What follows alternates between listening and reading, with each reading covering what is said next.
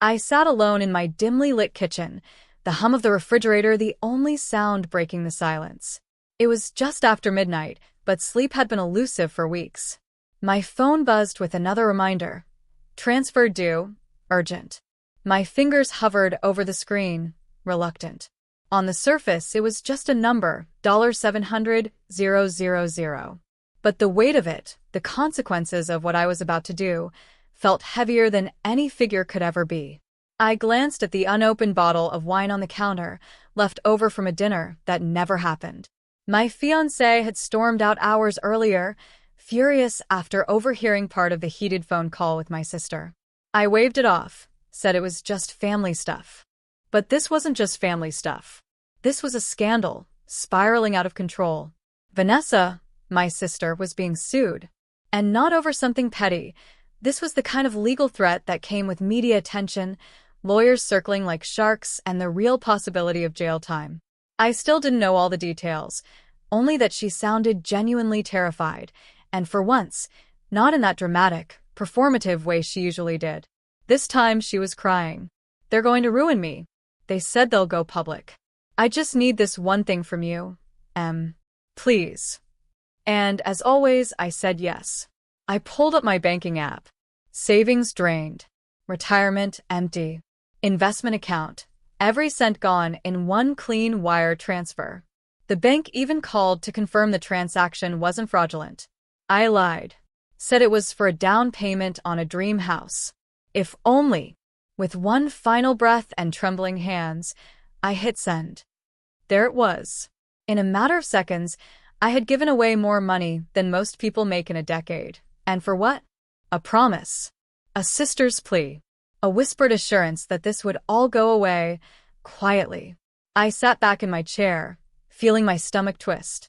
I wanted to believe it was over, that I had done the right thing, that I had saved Vanessa. But there was a part of me, deep in my gut, that couldn't silence the question echoing louder by the minute. Who exactly was I protecting, and from what? I used to think loyalty was my strongest trait, maybe even my weakness. But it wasn't something I learned from my parents. They were distant, emotionally unavailable, the kind of people who believed love should be expressed through monthly wire transfers and polite birthday calls. No, my loyalty came from necessity. When you grow up with a sister like Vanessa, you either learn to anchor yourself to her chaos, or you let it drown you. Vanessa was always the spark. Wild, magnetic, impossible to ignore. Even as kids, she pulled attention like gravity. When she got in trouble for sneaking out or stealing money from our mom's purse, I was the one who covered for her. I became fluent in half-truths and gentle excuses. She didn't mean it.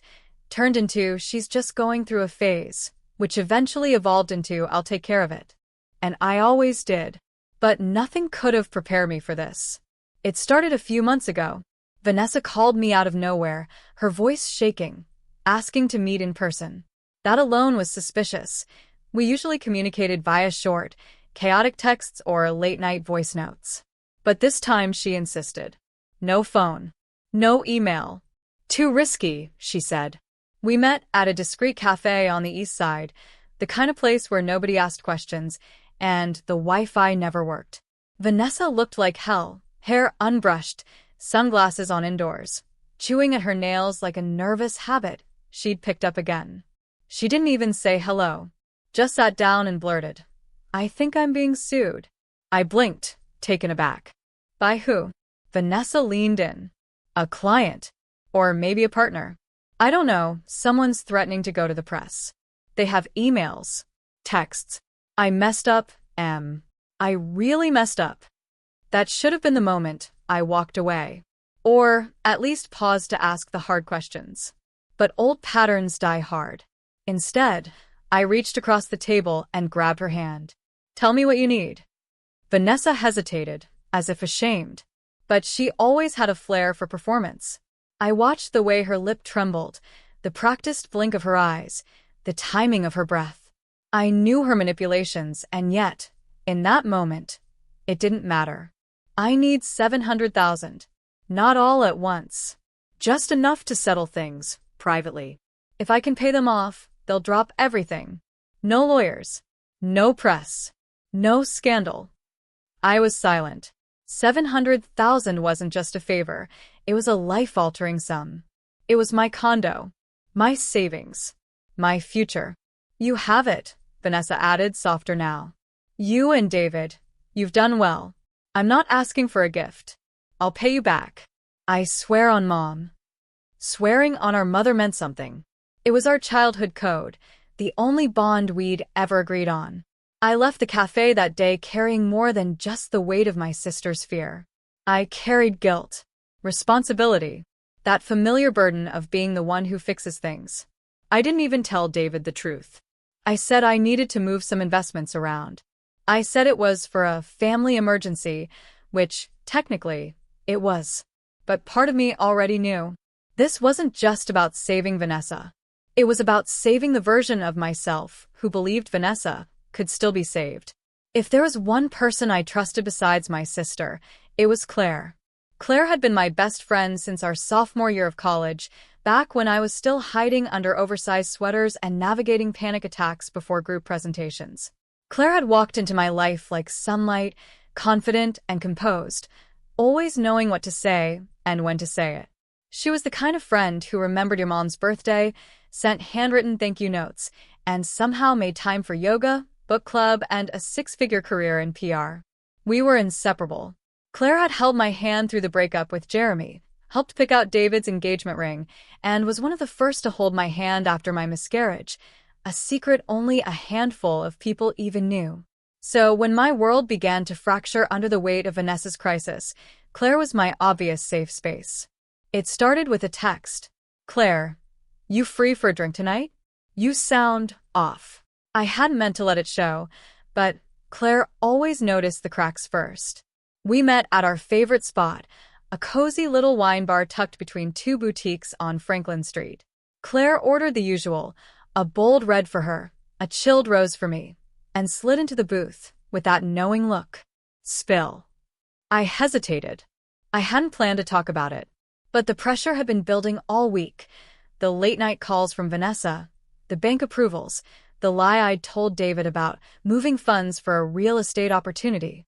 My shoulders were practically vibrating with tension. So, I told Claire everything. Well, almost everything. I left out the amount. I couldn't even say the number out loud yet, but I confessed the essence of it. The lawsuit, the threat, the fact that Vanessa's future was hanging by a thread. Claire didn't flinch. She just sipped her wine and said, "Of course you're helping her. You always do." There was no judgment in her voice, just a knowing sigh. You're a better sister than she deserves, Em. But honestly, if anyone can pull her out of this mess, it's you. Those words hit like bomb. Claire always knew how to make me feel capable, grounded, even when I was unraveling. She didn't press for details.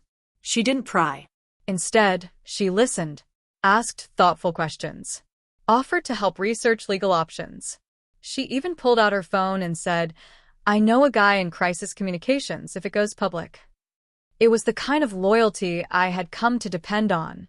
In the weeks that followed, Claire became my rock. When Vanessa went silent for 3 days, Claire was the one who told me not to panic.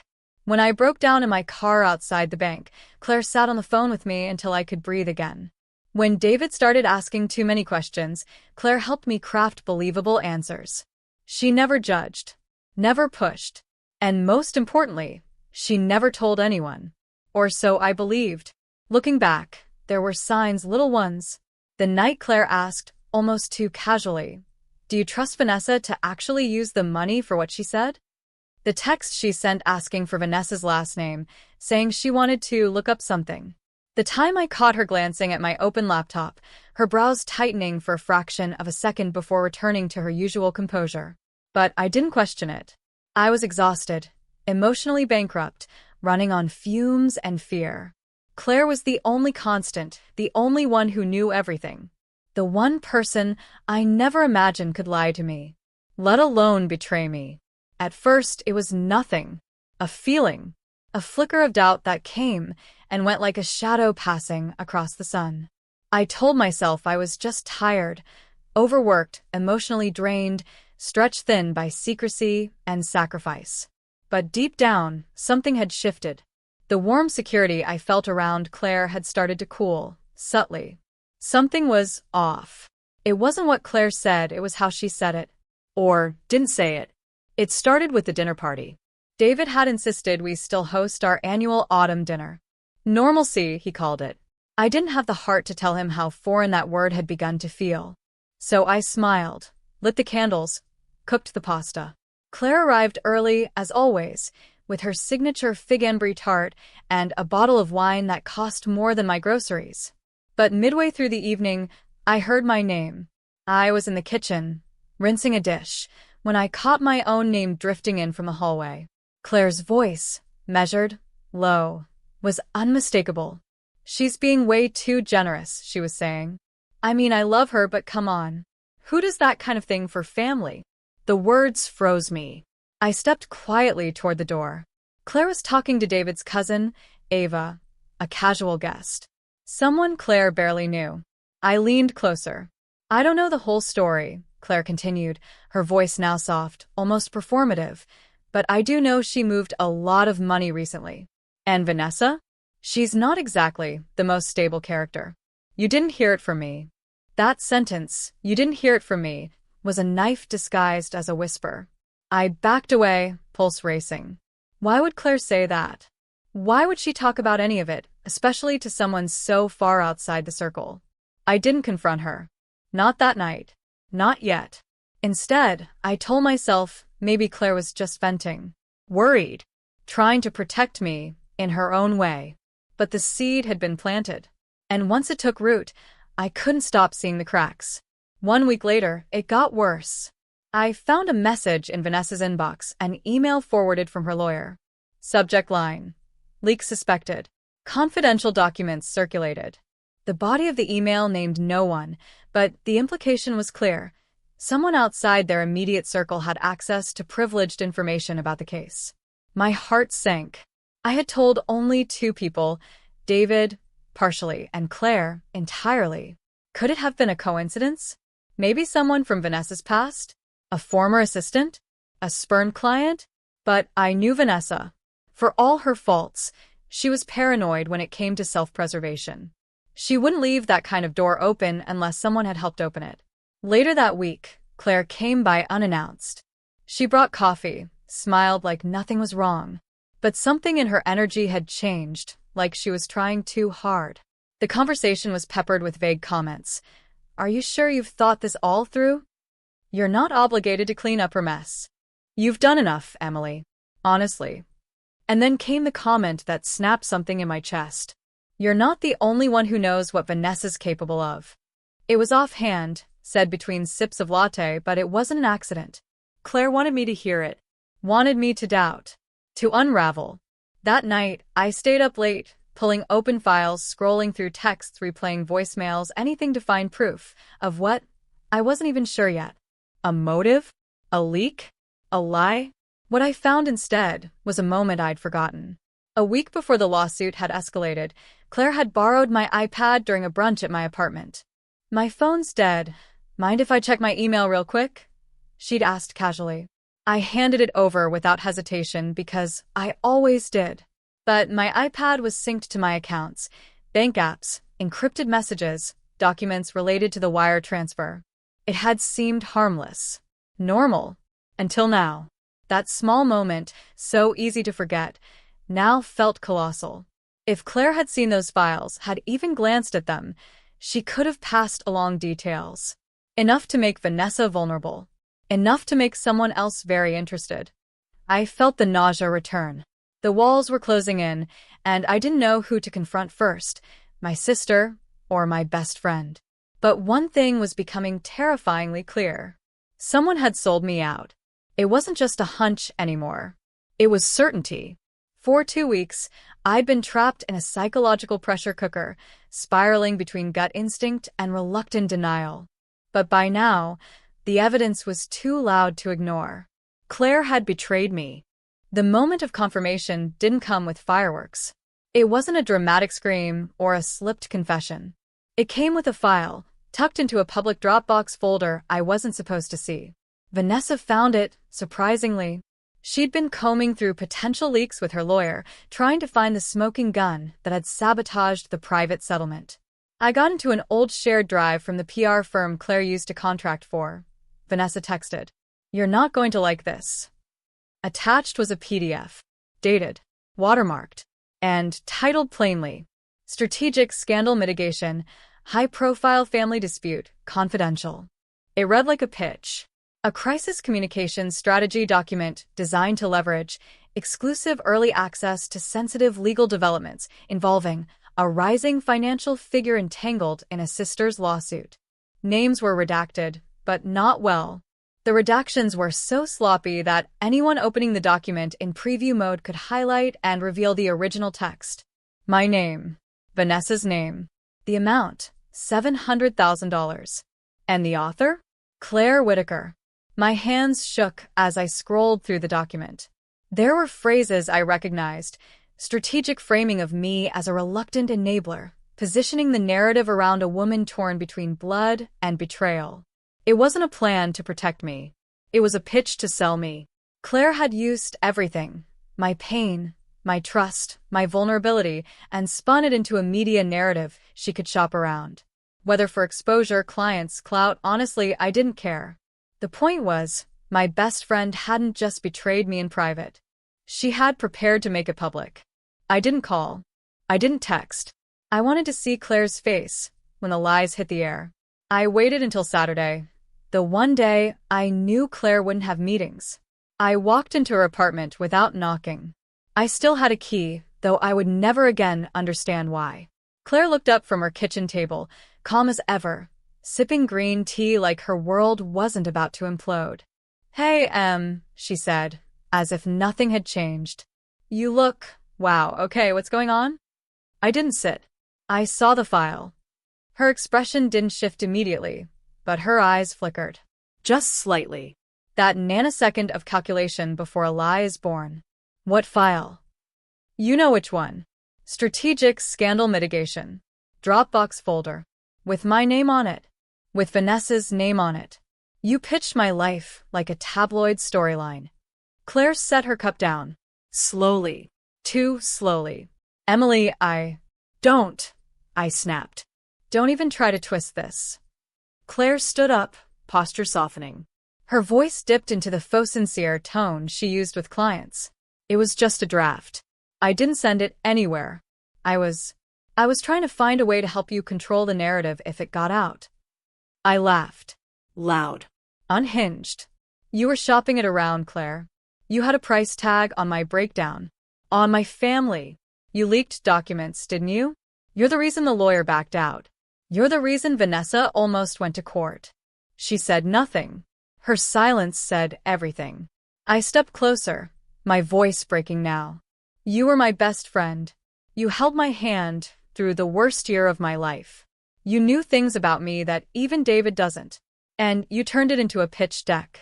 Claire's expression hardened, finally dropping the mask. "You've always needed someone to clean up after you. After Vanessa.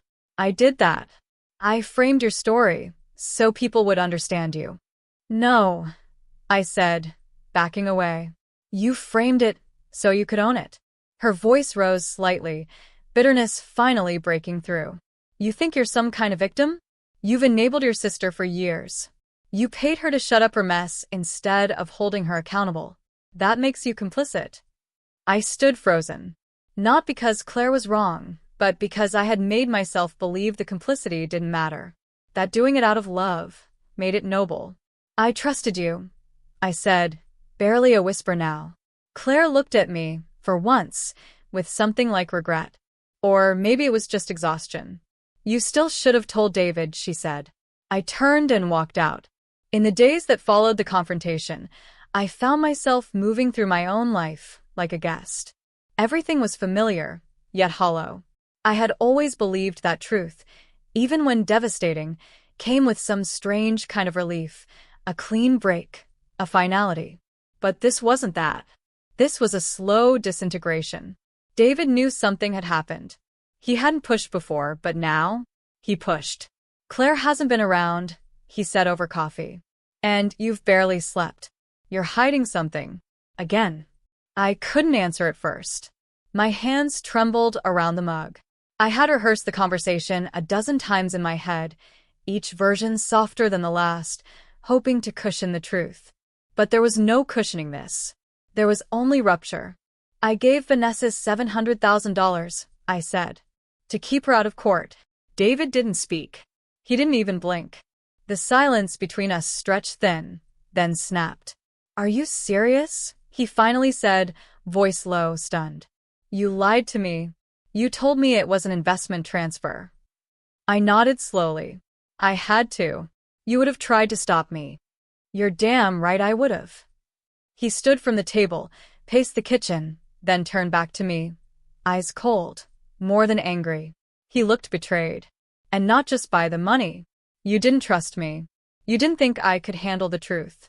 What else have you lied about? I opened my mouth, then closed it again.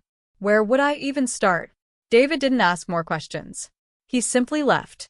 That night, he didn't come home.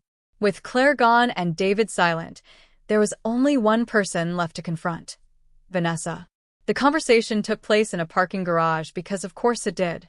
I asked her to meet in a public space, not knowing whether I'd yell, cry, or collapse.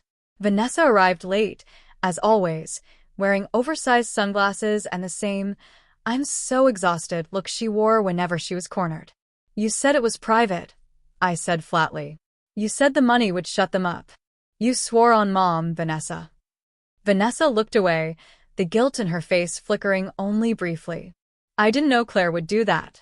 I didn't even like her. You let me hand over everything I had to fix your mess. And the whole time, my best friend was the one selling us out. And you knew. You knew before I did, didn't you? Vanessa exhaled. She reached out to me. After the wire. Said she wanted to help manage the press. Said she could control the story if anything got out. I didn't say anything because I thought maybe it would work. I took a step back, reeling. You let me sit across from her, laugh with her, trust her, while she was actively setting me up? I didn't know how to stop it. I needed the money. I didn't have a backup plan. You had me, I snapped. Vanessa didn't respond, because we both knew that was the problem.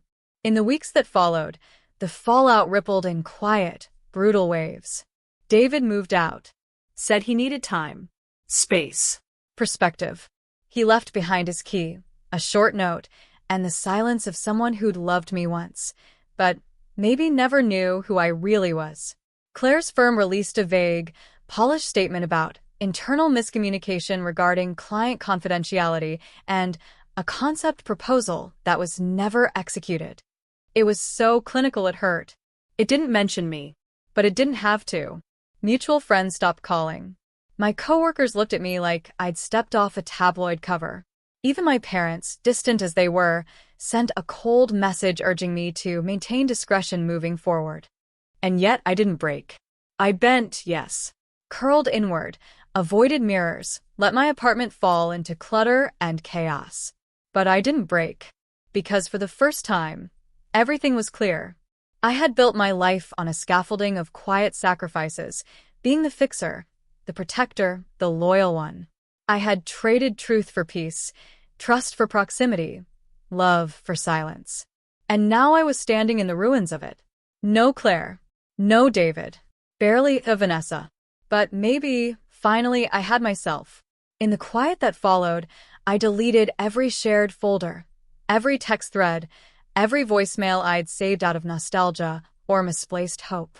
I changed my locks, closed the joint account, froze the credit card I had once given Vanessa, just in case. And one rainy afternoon, with the city muted behind a curtain of gray, I sat at my desk and opened a blank document. What do you do when the people closest to you are the ones who set the fire? I started to write, not to publish, not to sell, not for revenge, but because somewhere in the ashes I was beginning to rebuild. Weeks passed. I settled into the quiet like it was a form of penance. The phone stopped ringing. The headlines moved on. Vanessa disappeared back into her social media detox, likely chasing some new scheme under a fresh alias. Claire vanished too, publicly unscathed but professionally bruised. Her name no longer appeared next to high-profile campaigns. Some mutual contacts whispered that she had taken a sabbatical or quietly stepped away from consulting. No apology. No acknowledgement. Just gone. David never returned. His boxes were collected by a third party. He sent one final text. I hope you find your peace. I couldn't survive in your silence anymore. It stung more than I expected. I adjusted. I restructured my accounts, blocked old numbers, started therapy. The therapist was warm, if clinical, and helped me articulate something I hadn't admitted out loud. You were raised to believe love is earned through suffering. Now you're learning it isn't. And for a while, that felt like the end. But healing isn't linear. Closure is a myth. And peace? It's always temporary. It started with a call from an unknown number. I almost didn't answer. But curiosity got the better of me. Emily Rivera? The voice said. Male. Polite. Professional. Yes. My name is Thomas Reeves. I'm a writer at the Post. We're working on a long-form piece about digital betrayals and personal data leaks. Your name came up during our background research. I froze. Excuse me? I understand this is a sensitive subject. Off the record, I've come across documentation, emails, internal memos that suggest your situation may have involved a secondary leak. Not just from your friend Claire. My stomach turned. What are you talking about? We found a pattern of IP pings linked to financial documents and legal correspondence. The activity dates back months before Claire's file. This doesn't match her devices. My voice was barely a whisper. Then whose was it? There was a pause on the line. Then, we believe your sister may have been feeding information to a third party. Possibly for personal protection. Possibly for money. My blood ran cold. Vanessa said she didn't know. People say a lot of things, but the metadata doesn't lie. We're still digging, but you should know, this story's bigger than one betrayal. Claire wasn't working alone. The line went dead. I stood there, stunned. My ears rang. My breath caught in my chest. All this time, I had been unraveling a betrayal I believed had a single source. I thought I'd reached the end of the spiral. But what if I'd only reached the middle? What if Claire was just the distraction? Later that night, as the rain returned and the city blurred outside my window, I reopened the document I had been writing, the one meant for myself. I added a final line.